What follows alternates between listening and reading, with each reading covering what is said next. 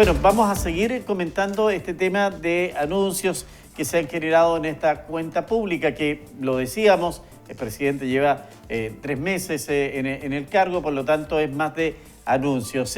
Y hemos querido compartir este momento con el sociólogo de la Universidad Católica de Temuco, Emilio Moya, a quien le agradezco la gentileza de darse este tiempo para comentar estos anuncios. Emilio, ¿cómo está? Bienvenido, muy buenas tardes, gracias por acompañarnos. No, gracias a ustedes por la invitación. Acá todavía escuchando el discurso del presidente, que lleva más de 2 horas, si no me equivoco. Sí, se decía 1 hora y media, estuvo media hora de retraso y ha sido bastante, aparentemente se reformaron una de las cuentas públicas más largas. En eso, Emilio, responde a lo que llevamos ya de cuenta, responde un poco a lo que se esperaba, porque se decía que el presidente de la República tiene una dedicación especial a la lectura, a los poemas. Entonces, tiene una narrativa muy, muy grande, muy bonita, y claro, parte con esto, en esta oportunidad. Entonces, me decían, si el presidente se va solamente en narrativa, en mucha prosa, en definitiva, la gente lo que quiere es que haya respuesta a los temas reales que hoy día le están afectando. ¿Cree usted que algo hasta el momento se ha respondido a esa inquietud? Yo creo que ya desde ayer se salían en ciertos medios de comunicación, ¿no es cierto?, los temas que iba a abordar el presidente hoy día en su cuenta pública. La cuenta pública es un ejercicio que responde, ¿no es cierto?, a una tradición de las instituciones democráticas que se puede enmarcar dentro de lo que se llama accountability, que tiene que ver en qué es lo que hemos hecho hasta ahora y qué es lo que queremos hacer en el futuro.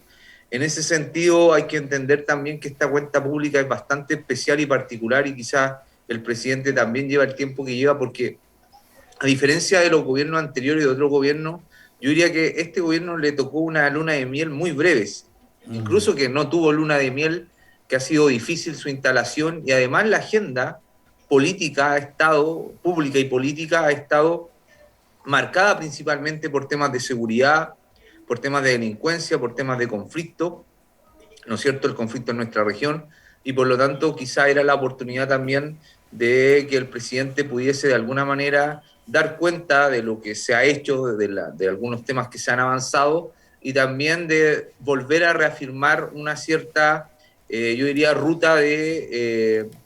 un mapa de ruta de acá, unos próximos de este año, y de lo que se quiere avanzar y de reafirmar ciertas cosas que se establecieron en el programa presidencial. Sí, Entonces me parece que si bien, acaba de terminar de hecho, que si bien ha sido larga, también hay que entender el contexto en el cual se enmarca esta cuenta pública. Sí, Emilio, usted dio en un punto que no es menor. Este gobierno ha tenido casi cero luna de miel, es decir, que sus adherentes estuvieran respaldando la decisión del voto. Parece que bastó 3 o 4 cosas o elementos para comenzar a cuestionar inmediatamente la gestión gubernamental. Y eso también lo lleva a tener el cuidado respecto de lo que usted está diciendo ahora. Se han hecho una serie de anuncios y la gente dice, pero ¿los irá a cumplir? Porque uno de los puntos, y en eso quiero dejarle a usted la opinión, se reclama de la falta de liderazgo que tiene el presidente Gabriel Boric en estos primeros 3 meses de gobierno. Claro, lo que pasa es que también hay que entender que esta es una coalición nueva que toma el poder, el gobierno, por así decirlo, con un Senado, ¿no es cierto?, que tampoco tiene yo diría, como conformado de manera distinta como han sido los senados o el Parlamento en los gobiernos anteriores, además enmarcado en otra discusión también política importante, que es la discusión sobre, ¿no es cierto?, la nueva Constitución y la votación que vamos a tener en septiembre. Por tanto, también parece ser, ¿no es cierto?, que con respecto a otros gobiernos, otras formas de instalación de gobierno, esta parece un poco más inestable, pero también hay que entender que es una coalición nueva en el poder, que no tiene la mayoría en el Congreso ni en el Parlamento, y que tiene que también empezar a aprender a negociar en el Parlamento, ¿no es cierto?, sus diferentes proyectos de ley e iniciativas. cuando uno habla de un programa, cuando uno habla de, ¿no es cierto?, de una cuenta pública, está tratando de mostrar lo que le gustaría hacer, lo que quiere hacer, y después viene el juego político, cómo se negocia, ¿no es cierto?, para que mis proyectos, mis programas se puedan de alguna manera realizar. Ese es finalmente el desafío que viene con el gobierno de Gabriel Boric. Yo diría que las áreas que tienen que ver principalmente con educación, con pensiones, con la reforma tributaria, con el tema medioambiental, se vuelven a tocar y fueron áreas que también estaban insertas en el programa de gobierno. Ha sido un Sí, contexto difícil también en términos económicos, ¿no es cierto?, en términos del costo de la vida, y gobernar a veces es mucho más difícil, ¿no es cierto?, que ser oposición o de alguna manera pasar de ser una generación de políticos también que se veía con un cierto futuro a encabezar finalmente un país. Entonces eso también implica un sí. aprendizaje, no es llegar y gobernar, a mi juicio. Claro, y Emilio, ¿usted cree que el gobierno ha hecho errores no forzados, usando lenguaje tenístico? Porque claramente eso es lo que la gente de alguna manera cuestiona. En la misma situación de el estado de excepción, ellos no eran partidarios de esa situación y lo tuvieron que instalar nuevamente en la macrozona sur, y no solo instalarlo, sino proyectarlo por 15 días más. Respecto al retiro de los fondos de De previsión, pensiones. de pensiones, decían que en el momento que estaban en la oposición que había que hacerlo porque era una necesidad y la plata era de uno.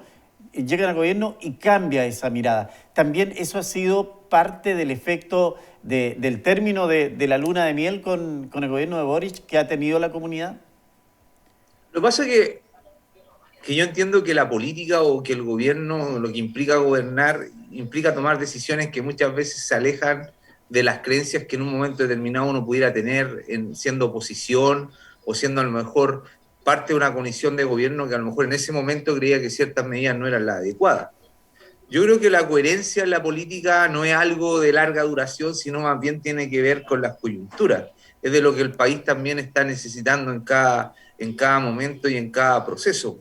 Recordemos también que al gobierno de Boric las principales críticas en un comienzo fueron dentro de ciertos sectores del Partido Comunista, específicamente Daniel Jadwe, ni siquiera desde la oposición, que Así es. también tiene un proceso de articulación. ¿Cómo se va a articular, por ejemplo, la derecha? Si es que se va a articular con republicanos, si es que Bópoli va a tomar otro camino, Renovación Nacional con la UDI, van a seguir juntos. Eso también abre un desafío, ¿no es cierto?, de con quién se va a negociar los diferentes proyectos de ley o reformas que se quieran llevar a cabo. ¿Ya? Va a venir otra prueba de fuego que tiene que ver, y él está dentro de los anuncios, con la reforma tributaria. Vamos a ver qué va a salir de eso y la reforma a las pensiones que él enunció en la cuenta pública el día de hoy. Ahí van a ser pruebas de fuego de cómo en el fondo ha podido ya entender las lógicas de lo que es una negociación, de con qué actores puede contar para apoyar esos diferentes proyectos. Errores forzados o no forzados, también eso es relativo, incluso hasta en el tenis, cuál es un error forzado o no forzado. Pero errores cometen todos los gobiernos. Sí, claro, ¿Ya? Yo diría que ¿sabe, Emilio? Lo que llama la atención es que, si bien es cierto, eran personas que nunca han estado dirigiendo el Poder Ejecutivo, nunca estuvieron en el gobierno. Sin embargo, la gran mayoría de ellos han sido parlamentarios y por lo sí. tanto conocían en la evolución que han tenido, incluso algunas iniciativas que ellos votaron en contra y que ahora están pidiendo que se hagan a favor. Entonces, esa inconsecuencia es lo que un poquito la gente dice, hay algo que ahí no está muy claro. Claro, lo que pasa es que también las evaluaciones, como les decía anteriormente, en lo político hoy día la coherencia o la consistencia es difícil mirarla a largo plazo en cómo se juega hoy día lo político, que además un gobierno dura 4 años. Así es. En esos 4 años, en esa duración, los cálculos políticos y de lo que está pasando también tiene que ayudarnos a cambiar nuestras posiciones o nuestras posturas. Ahora, el ser parlamentario, al haber estado como parlamentario, sí, da una experiencia, pero eso no implica a lo mejor que siendo parlamentario, cómo articulaste intereses o diferentes, ¿no es cierto?, actores dentro del propio Congreso para después negociar, por ejemplo, ciertos proyectos de ley.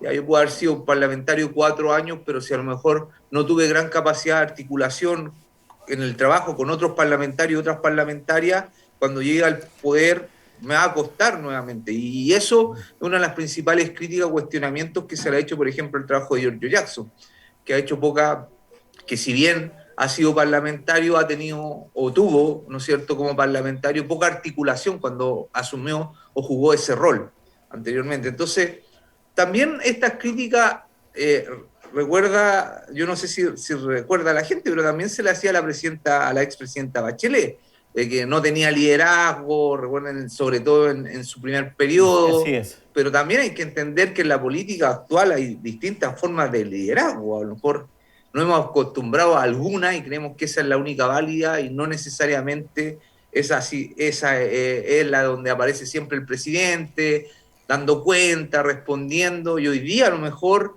frente a una sociedad que va cambiando, ¿no es cierto?, donde los medios de comunicación, las redes sociales tienen más importancia también, las formas de entender los liderazgos pueden ser también, a mi juicio, diferentes. Me recuerdo siempre esa crítica que se le hacía a la presidenta Bachelet en su primer gobierno de que, bueno, no tenía liderazgo como, no sé, como el expresidente Lago.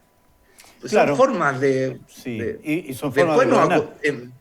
Sí, claro, y una de las formas de comunicar también de este gobierno ha sido distinta, que ya no lo hace tanto por los medios no, abiertos, tradicionales. tradicionales, sino que es muchas Ese redes gobierno sociales, también a través del efectivamente. Twitter. Entonces, Exactamente. también ahí había el cuestionamiento que, claro, el presidente está preocupado como le da la católica, todas las cosas, pero hay otras que dirían que como presidente debería preocuparse. Vamos a ver qué pasa con estos anuncios, hay que hacer el análisis, hay que ver cuál es la profundidad, así que esto es casi Hay que una ver cosa... cómo se Sí, materializan finalmente, exacto, hay que ver en el fondo cómo se va a negociar esto a nivel del Congreso, cómo avanza, ¿no es cierto?, también la discusión de la Constitución, qué va a pasar en el plebiscito de así salida, es.